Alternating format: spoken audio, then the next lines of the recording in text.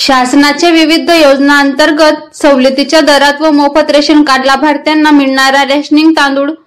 जळगाव जिल्ह्याच्या रावेर शहरानजीक एका गावामध्ये विवरे येथील आवेश व त्याचा साथीदार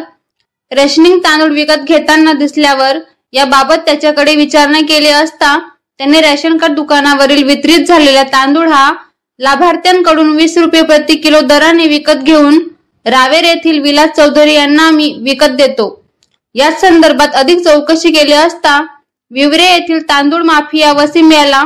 23 रुपये प्रति किलोने विकत देतो व वसीम हा विलास चौधरी यांना 24 रुपये किलोने हा तांदूळ विकतो।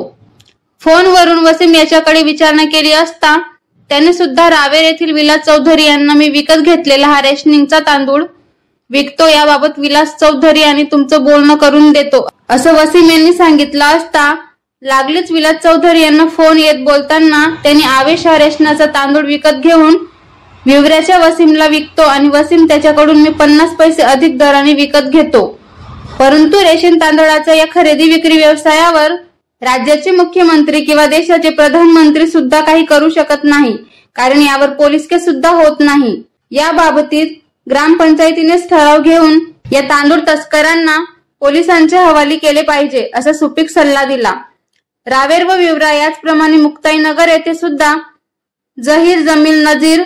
फारुख, समीर, नाना की चड्डी हे खूप मोठे तांदूळ माफिया असून यांच्या डोक्यावर राजकीय वरदहस्त आहे हे महत्त्वाचे समजले। रेशनिंग तांदळाच्या या काळ्या बाजारावर राज्य सरकार, पोलीस व पुरवठा विभाग संयुक्त कारवाई करत मोफतचा तांदूळ मिळवून त्याची काळ्या बाजारात विक्री करणाऱ्या रेशन कार्ड धारकांचे गुन्हे दाखल करून रेशनिंग कार्ड बंद करतील का? पोलीस राऊंड न्यूजचे मुख्य संपादक शेखर सोनवणे यांचा रिपोर्ट, नाशिक।